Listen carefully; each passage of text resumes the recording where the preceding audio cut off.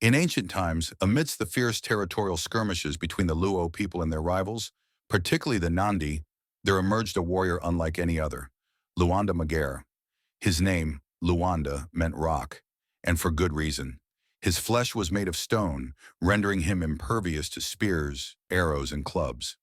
Battles that once devastated the Luo now saw them victorious, thanks to Luanda Magere, who could single-handedly scatter entire enemy armies. He was a beacon of hope and an unstoppable force, a living legend whose very presence on the battlefield struck terror into the hearts of his foes. The Nandi, constantly defeated and suffering heavy losses at the hands of Luanda Magere, grew desperate. Their warriors were no match for his stone-like body. After much deliberation and frustration, their elders devised a cunning plan that relied not on strength but on deception. They decided to offer Luanda Magere, a beautiful Nandi maiden, Kimotos, as a peace offering and a gesture of goodwill, hoping to forge an alliance. However, her true mission was far more sinister, to uncover the secret to his invincibility and bring about his downfall. Despite warnings from some Luo elders, who were suspicious of the Nandi's sudden gesture of peace, Luanda Magere, taken by Kimotos' beauty, accepted her as his wife. Kimotos diligently played the role of a loving wife, slowly gaining Luanda Magere's trust. She observed him closely, searching for any weakness. One day Luanda Magere fell ill. He was in pain, and his first wife was away. He called for Kimotos to administer medicine.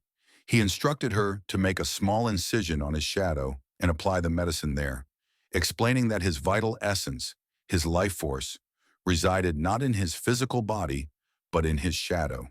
To Kimotos' astonishment, as she cut his shadow, she saw blood. This was the secret. Her heart pounded with the knowledge she had sought. That very night, Kimotos, her mission accomplished, crept out of Luanda Magere's home and ran back to her people, revealing his vulnerability. The Nandi, armed with this crucial information, launched a surprise night attack on the Luo. The battle was fierce, but Luanda Magere, caught off guard and still weakened from his illness, fought valiantly. He still seemed invincible, scattering Nandi warriors. As dawn approached and the Nandi were about to retreat, one warrior, remembering Kimotos' revelation, stood atop a hill. He aimed his spear not at Luanda Magere's body, but at his emerging shadow stretched long by the morning sun. The spear struck the shadow. As the spear struck his shadow, a profound tremor ran through Luanda Magere. The invincible warrior stumbled, a look of shock and realization on his face. Life drained from him rapidly. He fell to the ground, and as he died, his body began to transform.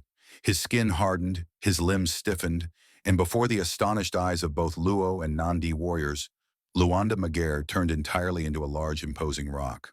A powerful wind swept across the land, and a long drought followed his death, a testament to the immense loss suffered by the Luo. To this day, the rock believed to be Luanda Magere stands near the Nyando River in Sido village, a sacred site where Luo warriors traditionally sharpened their blades before battles, and where people still visit to honor the legendary stone warrior. The moral lessons from the story is, always be vigilant, listen to wise counsel, and remember even the mightiest can be brought down by a well-aimed deception. Let's look beyond the obvious and protect our unseen vulnerabilities. It's City Stories. Please like and subscribe for more stories.